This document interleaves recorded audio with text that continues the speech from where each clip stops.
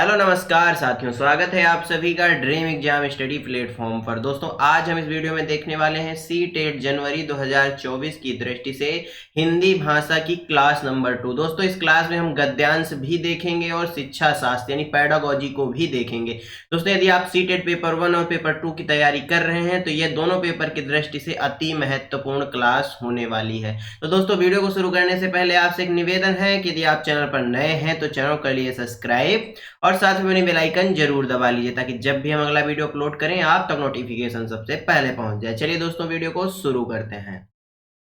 दोस्तों सबसे पहले हम देखेंगे गद्यांश। दोस्तों इसी प्रकार से आपका पेपर आता है, पहले आपसे गद्यांश पूछता है हिंदी में, फिर पद्यांश आता है और फिर पैडागोजी आती है। सेम उसी प्रकार आपको एक प्रकार से मॉडल पेपर आप कर रहे हैं, ये समझ लीजिए। दोस्तों चलिए पढ़ते हैं गद्यांश। दोस्तों जब तक तोड़ेंगे नहीं तब तक हम छोड़ने वाले हैं भी नहीं। दोस्तों मन की चंचलता की कोई सीमा नहीं है, एक के बाद एक ख्याल आते ही रहते हैं मन में। मन की हर बात मानने या उसकी हर ख्वाहिश को पूरा करने की कोशिश मानसिक रूप से भयंकर परिणाम लाती है। इससे हमारा मन अराजकता का शिकार हो जाता है और हमारी प्रसन्नता धूमिल होने लगती है। दिन प्रतिदिन अधिक सोचना, अधिक चिंता करना और अपने सभी अनर्गल विचारों पर अति प्रतिक्रिया करना, ये सब हमारे मानसिक स्वास्थ्य को हानि पहुंचाते हैं। धर्म ने इसलिए इसे माया की संज्ञा दी है। तो सबसे पहले आपको अपनी जीवन शैली की जांच करनी चाहिए और अपना जो आपकी जो अपनी दोषपूर्ण आदतें हैं उनको सुधारना चाहिए। दोस्तों गद्यांश हल करने का जो सबसे सही तरीका होता है, आप एक बार पहले गद्यांश को पढ़ लीजिए, फिर दोस्तों आप पहले क्वेश्चन को पढ़िए, फिर दोस्तों केवल एक बार आपको पूरा गद्यांश ध्यान से पढ़ना है, उसके बाद आपको सीधा क्वेश्चन पे आ जाना है। इससे दोस्तों आपका टाइम बचेगा। क्वेश्चन पूछा गया है, मन की चंचलता की कोई सीमा नहीं है, से क्या तात्पर्य है? मन की चंचलता सापेक्ष होती है, मन चंचल नहीं होता है, मन बहुत चंचल होता है, या मन की चंचलता अतिक्रमण करती है? दोस्तों अब आपने देख लिया कि मन की चंचलता, जहां पर इस सवाल में मन की चंचलता आई हो वहां पर सीधा आपको पहुंचना है। मन की चंचलता की कोई सीमा नहीं है, एक ख्याल के बाद एक ख्याल आते हैं मन में। मन की हर बात मानने या उसकी हर ख्वाहिश को पूरा करने की कोशिश मानसिक रूप से भयंकर परिणाम लाती है। मन की चंचलता की कोई सीमा नहीं है, इसका क्या अर्थ हो जाएगा साथियों? यहाँ पर सीधा तात्पर्य पूछा है, इसमें इसका आंसर आपको यहाँ पर नहीं मिलेगा। यहाँ पर सीधा सा आपके एक तरह से कहें तो आपकी स्किल के बारे में पूछा गया है कि मन की चंचलता की कोई सीमा नहीं, इसका अर्थ क्या हो जाएगा? तो दोस्तों इसका अर्थ हो जाएगा मन बहुत ही चंचल होता है, इसलिए दोस्तों मन की चंचलता की कोई सीमा नहीं होती। क्वेश्चन 2, मन की सभी बातों को पूरा करने से। दोस्तों मन की सभी बातों को पूरा करने से, यहाँ पर अभी हमने पढ़ा था, कहीं पर दिया हुआ है मन की सभी बातें पूरा करने से क्या होता है? दोस्तों? मानसिक रूप से जो परिणाम होते हैं क्या वो अच्छे मिलते हैं या मानसिक परेशानियां उत्पन्न हो जाती हैं। तो दोस्तों जो मन की यदि हम हर ख्वाहिश को पूरा करेंगे, ये बात लिखी हुई है, उसकी हर ख्वाहिश को पूरा करने की कोशिश मानसिक रूप से भयंकर परिणाम लाती है।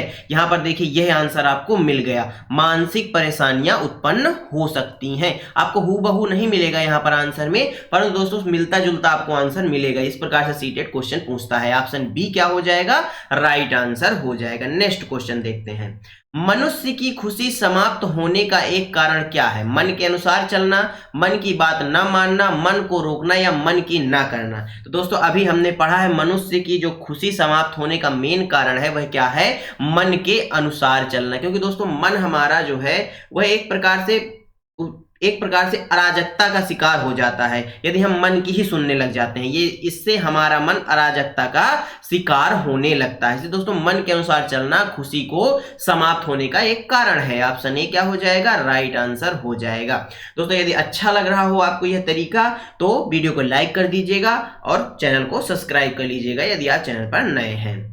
मानसिक स्वास्थ्य को नुकसान पहुंचाने वाला कारण नहीं है। अधिक सोचना, अधिक चिंता करना, निरर्थक बातों पर प्रतिक्रिया देना, या निरर्थक बातों को सुधारना। दोस्तों मानसिक स्वास्थ्य को नुकसान पहुंचाने वाला कारण कौन सा है जो नहीं है? तो दोस्तों यदि दोषपूर्ण आदतें हैं, यदि आपके जीवन में निरर्थक बातें हैं तो उनको सुधारना क्या होगा? मन को नुकसान पहुंचाने वाला कारण नहीं होगा। यानी ऑप्शन डी क्या हो जाएगा इस क्वेश्चन का राइट आंसर हो जाएगा। आगे बढ़ते हैं। माया में शामिल नहीं है अत्यधिक चिंता, मन की चंचलता, अनर्गल बातें या इच्छाएं न रखना। दोस्तों माया, माया हमारे जो वेद पुराण है वहां पर या हमारे जो धार्मिक ग्रंथ हैं धर्म में जो मन है उसको माया की संज्ञा दी गई है। धर्म ने इसलिए इसे माया की संज्ञा दी है। तो सबसे पहले आपको अपनी जीवन शैली की जांच करनी चाहिए। तो दोस्तों माया में शामिल क्या नहीं होगा? क्या अत्यधिक चिंता शामिल होगी माया में? तो बिल्कुल माया में अत्यधिक चिंता शामिल होगी। मन की चंचलता शामिल होगी, बिल्कुल होगी। अनर्गल बातें होंगी, बिल्कुल होगी। माया इसीलिए तो कहा गया है दोस्तों, माया के अंतर्गत आप अत्यधिक चिंतित रहते हैं, मन में आपकी चंचलता होती है, अनर्गल बातें होती हैं। क्या इच्छाएं नहीं होती? तो बिल्कुल इच्छाएं होती हैं माया में। इसमें पूछा है माया में क्या शामिल नहीं है, तो दोस्तों इच्छाएं ना रखना शामिल नहीं है, बल्कि इच्छाएं होती हैं। ऑप्शन डी क्या हो जाएगा राइट आंसर हो जाएगा। दोस्तों यूं ही नहीं गिरते ख्वाहिशों के फूल झोली में, कर्म की साख को हिलाना पड़ता है। कुछ नहीं होगा अंधेरों को कोसने से, अपने हिस्से का दिया खुद ही जलाना पड़ता है। गद्यांश के अनुसार मनुष्य को क्या करना चाहिए? जीवन की बाधाओं से दूर भागना चाहिए, जीवन को बोझ मानकर ढोना चाहिए, जीवन जीने के तरीके में सुधार करना चाहिए, या दोस्तों जीवन जीने के तरीके सोचना चाहिए। बताइए। गद्यांश आपने पढ़ा, चलिए एक बार और पढ़ लेते हैं। मन की चंचलता की कोई सीमा नहीं है, एक के बाद एक ख्याल आते ही रहते हैं मन में। मन की हर बात मानने या उसकी हर ख्वाहिश को पूरा करने की कोशिश मानसिक रूप से भयंकर परिणाम लाती है। इससे हमारा मन अराजकता का शिकार हो जाता है और हमारी प्रसन्नता धूमिल होने लगती है। दिन प्रतिदिन अधिक सोचना, अधिक चिंता करना और अपने सभी अनर्गल विचारों पर अति प्रतिक्रिया करना, ये सब हमारे मानसिक स्वास्थ्य को हानि पहुंचाते हैं। धर्म ने इसलिए इसे माया की संज्ञा दी है। तो सबसे पहले आपको अपनी जीवन शैली की जांच करनी चाहिए और अपनों दोष पूर्ण आदतों को क्या करना चाहिए? सुधारना चाहिए। तो दोस्तों मनुष्य को क्या करना चाहिए गद्यांश के अनुसार?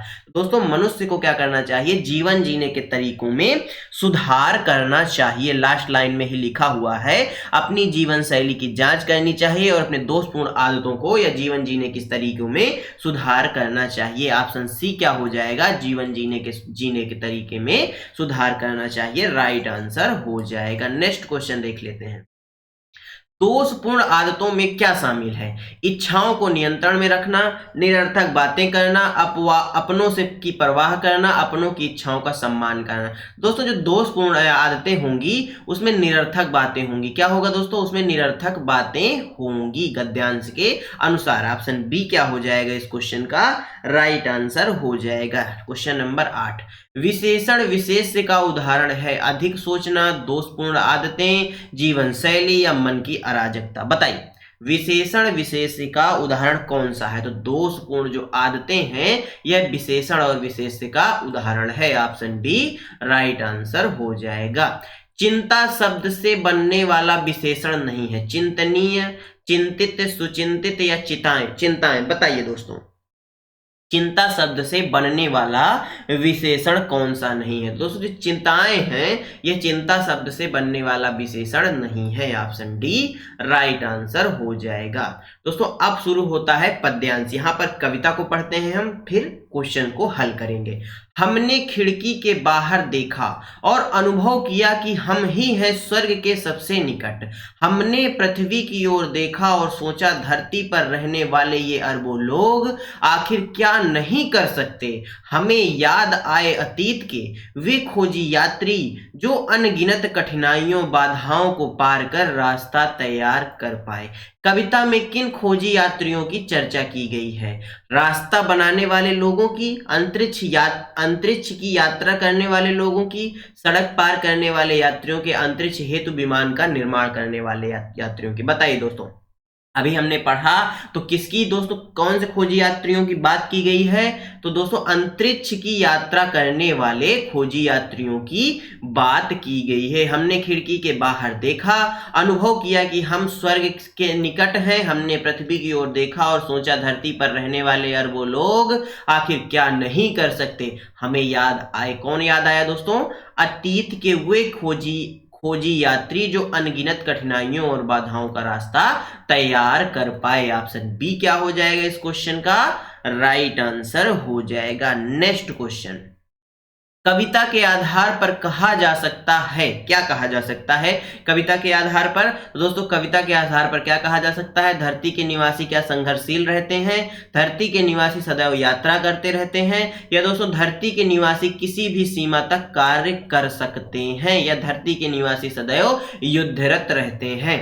तो दोस्तों कविता से ये कविता के आधार पर यह कहा जा सकता है कि जो धरती के निवासी हैं वह किसी भी सीमा तक कार्य कर सकते हैं।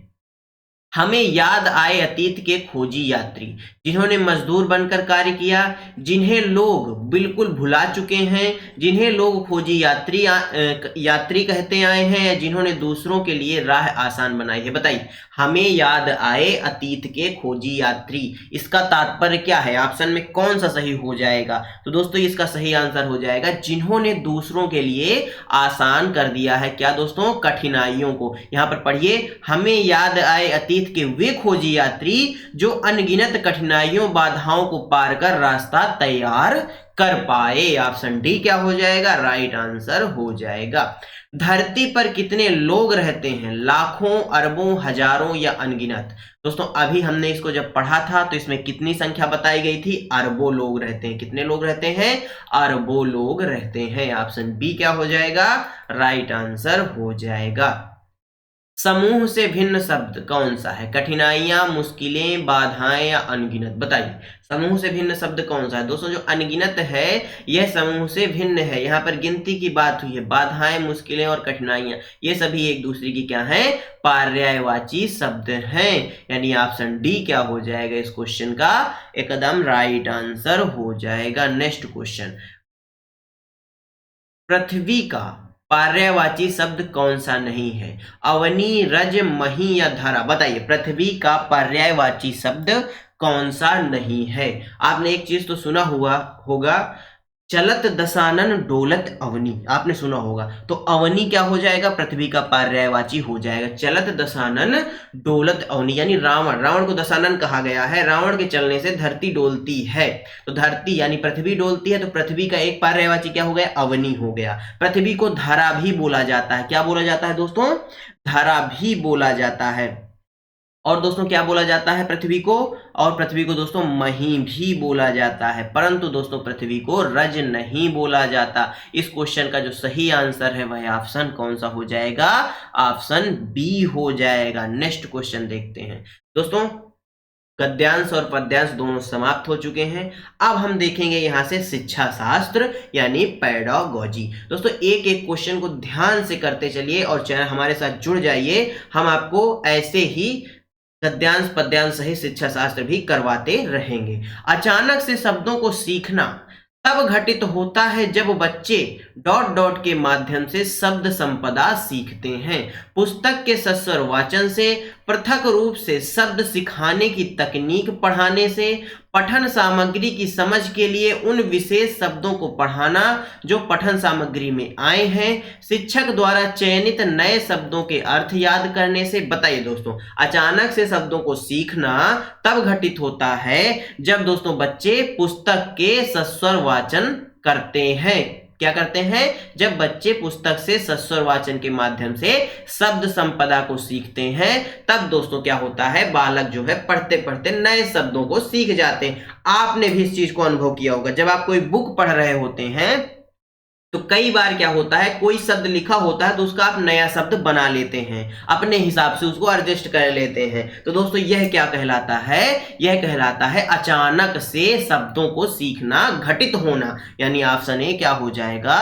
राइट आंसर हो जाएगा। नेक्स्ट क्वेश्चन, निम्नलिखित में से कौन सा किसी उत्तम पाठ्य पुस्तक का मूलभूत मानदंड नहीं है? मूलभूत मानदंड नहीं है। दोस्तों इस चीज नहीं को जरूर ध्यान दीजिएगा। भाषा एवं शब्द भंडार, विषय वस्तु, शैली और योजना, मुद्रण एवं जिल्द चढ़ाना। बताइए दोस्तों, निम्नलिखित में से किसी उत्तम पाठ्य पुस्तक का मूलभूत मापदंड नहीं है।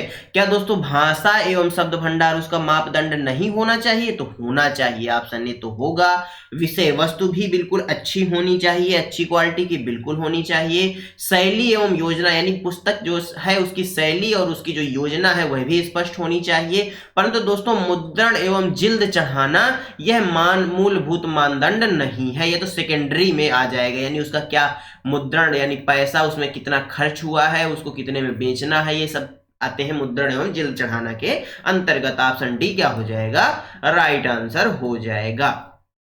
एक अध्यापक किसी पाठ्य सामग्री का आधा भाग स्वयं ऊंचे स्वर में पढ़कर अपने विद्यार्थियों से कहती है। एक अध्यापिका या अध्यापक क्या करता है दोस्तों?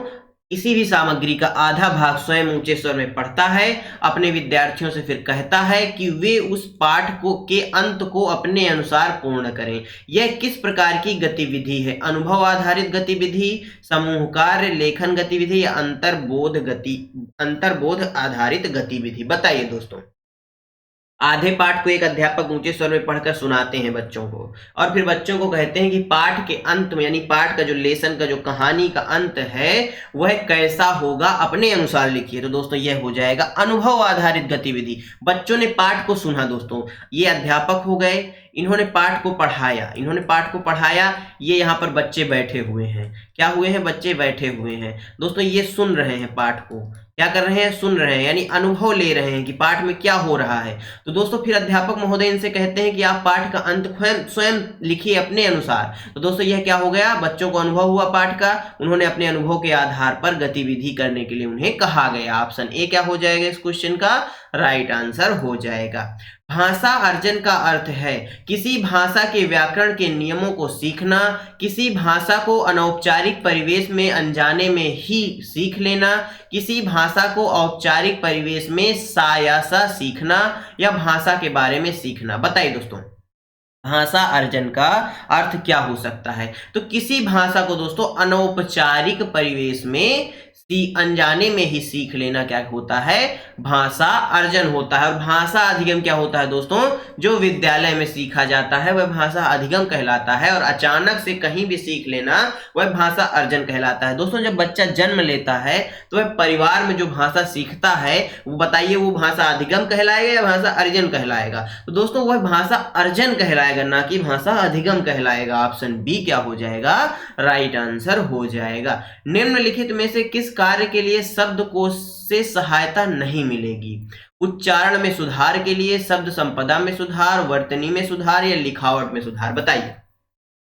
शब्दकोश यानी डिक्शनरी से सहायता नहीं मिलेगी। क्या दोस्तों उच्चारण सुधार के लिए सहायता नहीं मिलेगी? तो मिलेगी। यदि कोई शब्द का उच्चारण आप गलत कर रहे हैं, मान लीजिए ये भ्रम लिखा हुआ है, आप इसका भ्रम उच्चारण कर रहे हैं, तो आप डिक्शनरी में इसको देख सकते हैं और इस पे इसके उच्चारण में सुधार कर सकते हैं। कोई शब्द आप लिख रहे हैं उसको उसमें आप सुधार कर सकते हैं, अपनी वर्तनी में सुधार कर सकते हैं, परंतु दोस्तों डिक्शनरी के माध्यम से आप अपनी लिखावट यानी राइटिंग में सुधार नहीं कर सकते। ऑप्शन डी क्या हो जाएगा? राइट आंसर हो जाएगा। नेक्स्ट क्वेश्चन, यदि आप शब्दों के सिर्फ समानार्थी और विपरीतार्थी शब्द जानना चाहते हैं तो आपको किसकी आवश्यकता होगी? शब्दकोश की, संकलन की, शब्द समूहों का सूचीकोश की, या उच्चारण निर्देशिका की? बताइए। यदि आप शब्दों के सिर्फ समानार्थी और विपरीतार्थी शब्द जानना चाहते हैं तो आपको किसकी आवश्यकता होगी? तो दोस्तों शब्द समूहों का जो सूचीकोश है उसकी आपको आवश्यकता होगी। ऑप्शन सी क्या हो जाएगा? राइट आंसर हो जाएगा।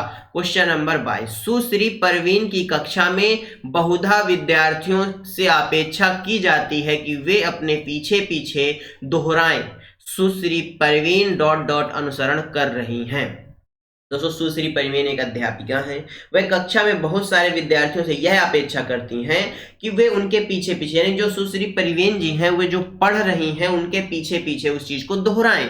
तो परवीन ... का अनुसरण कर रही हैं अपनी कक्षा में पुनरावृत्ति यानी ड्रिल का, अपनी कक्षा में वार्तालाप ड्रिल का, या अपनी कक्षा में पूरा करने की ड्रिल का, या अपनी कक्षा में विकल्प ड्रिल का? बताइए। ड्रिल का मतलब होता है दोस्तों बार बार किसी चीज को करना, इस क्वेश्चन का सही आंसर बताइए, तो हो जाएगा अपनी कक्षा में पुनरावृत्ति ड्रिल, यानी बच्चे उस चीज को दोहराएं यानी पुनरावृत्ति करें। ऑप्शन ए क्या हो जाएगा, राइट आंसर हो जाएगा। नेक्स्ट क्वेश्चन, प्रथम भाषा अर्जन के लिए कौन सा सही है? यह प्राकृतिक रूप से अर्जित की जाती है, इसके लिए प्रशिक्षण की आवश्यकता होती है, इसके लिए औपचारिक निर्देश की आवश्यकता होती है, यह बच्चे के सचेत प्रयासों के पश्चात अर्जित होती है। बताइए दोस्तों, प्रथम यानी प्रथम भाषा क्या होती है? भाषा अर्जन जो सीखी जाती है। तो भाषा अर्जन के लिए कौन सा है जो बिल्कुल सही है? तो दोस्तों यह प्राकृतिक रूप से अर्जित की जाती है। ऑप्शन ए क्या हो जाएगा, राइट आंसर हो जाएगा। नेक्स्ट क्वेश्चन,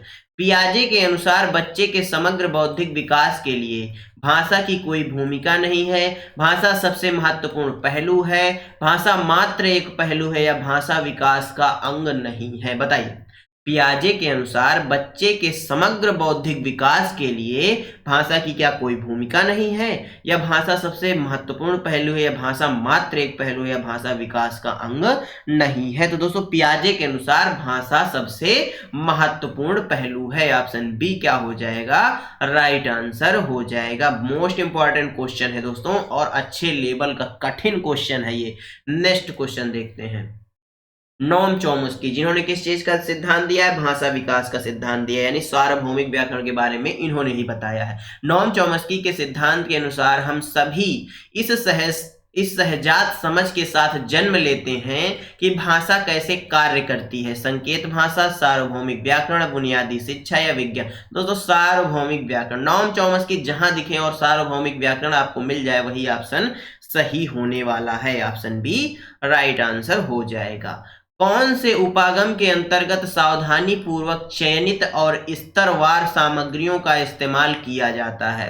कौशल आधारित उपागम, रचनावादी उपागम, या संरचनात्मक उपागम, या संप्रेषणात्मक उपागम? बताइए, कौन से उपागम के अंतर्गत सावधानी पूर्वक चयनित और स्तरवार सामग्रियों का इस्तेमाल किया जाता है? तो वह कौन सा हो जाएगा दोस्तों, संरचनात्मक उपागम हो जाएगा। ऑप्शन सी राइट आंसर हो जाएगा। नेक्स्ट क्वेश्चन, कक्षा 4 की एक शिक्षार्थी एक पठन सामग्री पढ़ लेती है और उस पर आधारित कार्य भी कर लेती है। यह सब अपनी माँ की मदद से कर पाती है। वाइगोत्स्की के अनुसार उसकी माँ उसके कार्य में क्या कर रही है? सहारा दे रही है, कोचिंग कर रही है, ट्यूटरिंग कर रही है, प्रशिक्षण दे रही है? दोस्तों उसकी माँ क्या कर रही है? उसको सहारा दे रही है। ऑप्शन ए राइट आंसर हो जाएगा। लियो वाइगोत्स्की जी का सिद्धांत कौन सा है? सामाजिक एवं सांस्कृतिक सिद्धांत। कौन सा है दोस्तों? सामाजिक एवं सांस्कृतिक सिद्धांत। इस क्वेश्चन का सही आंसर ऑप्शन ए हो जाएगा। नेक्स्ट क्वेश्चन, भाषा का व्याकरण कब सबसे अच्छा सीखा जा सकता है? पठन सामग्री तथा संरचनाओं की पहचान को एकीकृत करके, व्याकरणिक संकल्पनाओं का अलग से अभ्यास करके, व्याकरणिक संरचनाओं को कंठस्थ करके, या संरचनात्मक उपागम को अपनाकर? बताइए, भाषा का व्याकरण कब सबसे अच्छा तरीके से सीखा जा सकता है? तो पठन सामग्री तथा संरचनाओं की पहचान को एकीकृत करके। ऑप्शन ए क्या हो जाएगा? राइट आंसर हो जाएगा। नेक्स्ट क्वेश्चन दोस्तों, लेखन की योग्यता में कमी जो विकृत हस्तलेखन से संबंधित है को क्या कहते हैं? लेखन वैकल्य, क्रिया वैकल्य, गणन वैकल्य, या वाचन वैकल्य? बताइए दोस्तों, तो लेखन संबंधी विकार लेखन वैकल्य, गणन संबंधी गणित संबंधी या गणन संबंधी विकार गणन वैकल्य, क्रिया संबंधी विकार क्रिया वैकल्य? ऑप्शन ए इस क्वेश्चन का क्या हो जाएगा दोस्तों? राइट आंसर हो जाएगा। नेक्स्ट क्वेश्चन, मनुष्य भाषा अर्जन की क्षमता के साथ जन्म लेते हैं, यह कथन किससे संबंधित है? वाइगोत्स्की, पियाजे, चोम्स्की, या ब्रूनर? दोस्तों मनुष्य भाषा अर्जन की क्षमता के साथ जन्म लेते हैं, यह बात नोम चोम्स्की महोदय ने कही थी। ऑप्शन सी करेक्ट आंसर हो जाएगा। पियाजे ने संज्ञानात्मक विकास का सिद्धांत दिया, वाइगोत्स्की ने सामाजिक एवं सांस्कृतिक विकास। इनके भी सिद्धांत का नाम सामाजिक एवं सांस्कृतिक संज्ञानात्मक विकास का सिद्धांत है, याद रखिएगा। ऑप्शन सी ही राइट आंसर हो जाएगा। दोस्तों धन्यवाद आप सभी का हमारे साथ बने रहने के लिए। आज का यह वीडियो आपको कैसा लगा आप हमें कमेंट बॉक्स में बता दीजिएगा, और यदि वीडियो अच्छा लगा हो और आगे भी आप ऐसे ही वीडियो देखना चाहते हैं तो चैनल को कर लीजिएगा सब्सक्राइब और साथ में बनी बेल आइकन भी दबा लीजिएगा, ताकि जब भी अगला वीडियो आए आप तक नोटिफिकेशन सबसे पहले पहुंच जाए। धन्यवाद दोस्तों, अपना और अपनों का ख्याल रखिए, सभी का सम्मान करिए।